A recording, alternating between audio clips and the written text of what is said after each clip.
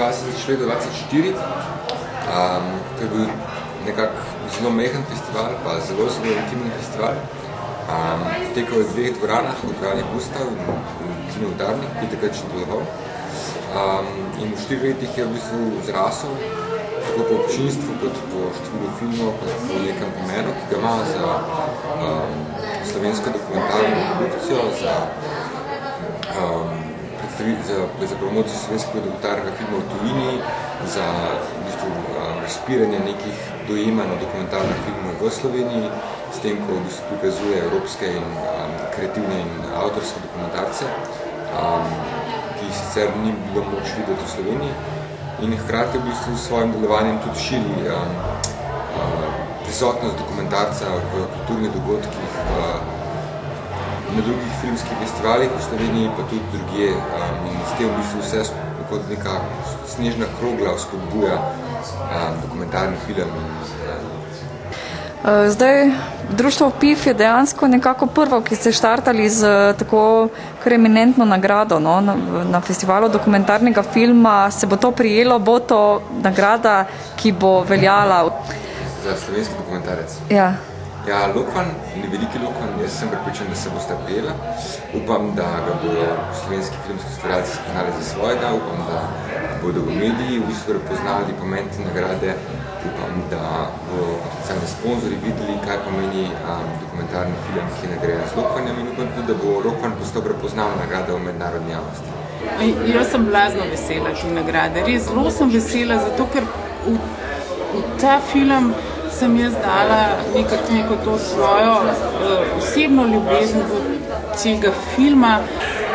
Jaz sem naredila dokumentarni film, ki je portret Petra Zobca, in na nek način bi rekla, to je omaž najinemu prijateljstvu in najinemu življenju v tem filmskem svetu. Mi ga se poznava 30 let in sva skupaj delala pri mnogih projektih, tako da sem na nek način poskušala prikazati to bogato našo slovensko filmsko zgodovino, ki postaja danes vse revnejša in se vse manj dela.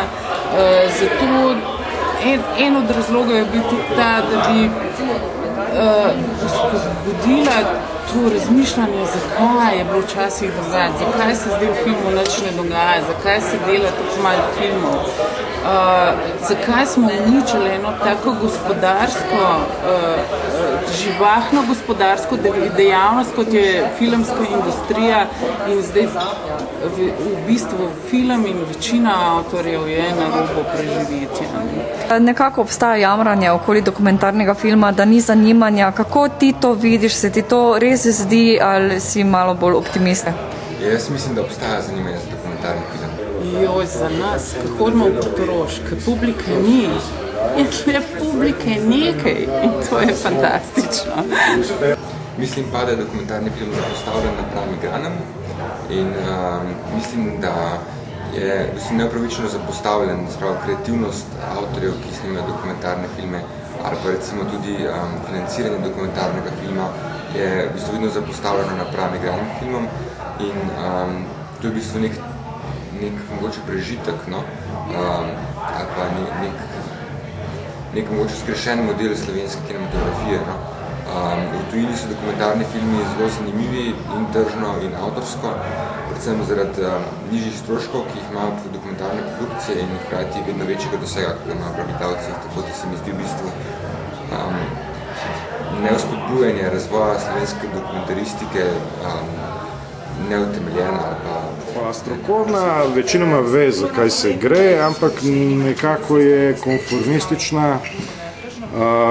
Izrečejo se mnenja, ki so recimo pozitivna, ampak se ne naredi dosti, da bi se kaj spremenilo. Zakaj misliš, da je toliko malo? Mislim, da je eden od razlogov ta, da dokumentarac kot prvo je cenovno manj izpostavljen, torej ni toliko denarja okrog njega, to je ena zadeva, torej materialni interesi. Druga zadeva pa verjetno ta, da To so zdaj velike teorije. Recimo Dziga Vertov je govoril, da je igrani film buržoaska forma, a dokumentarac je proletarska. Pa recimo da končamo tu, ker zdaj proletarci niso v modi, v tem se iščejo buržoaske forme. Marko, kaj je prepričalo žirijo, ko je podeljevala nagrado Školjko trikotničarko?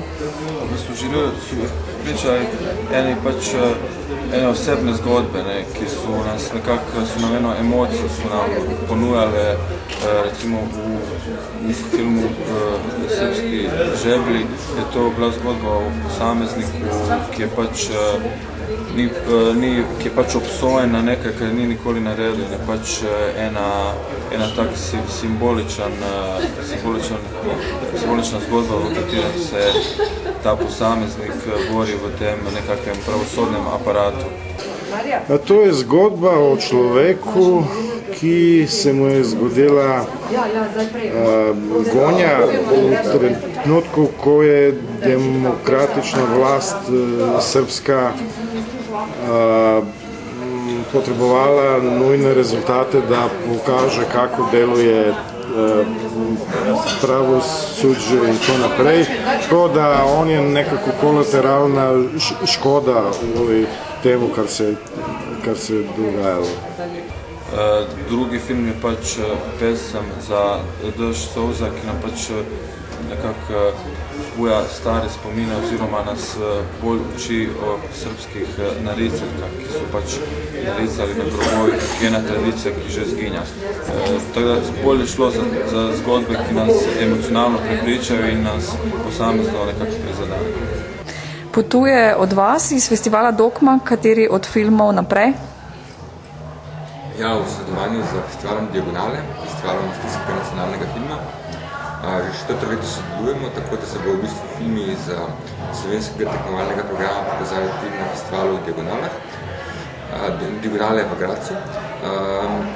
Hkrati v bistvu sodelujemo tudi z drugimi festivali in v bistvu priporočamo filme oziroma sodelujemo v izmenjavi filmov, tako da v bistvu s tem podpiramo slovensko produkcijo, da lažje prestopa te neke politične meje ali pa kulturne meje med Slovenijo in drugimi državami in tako gradimo v bistvu ugled slovenskega dokumentarnega filma v tujini.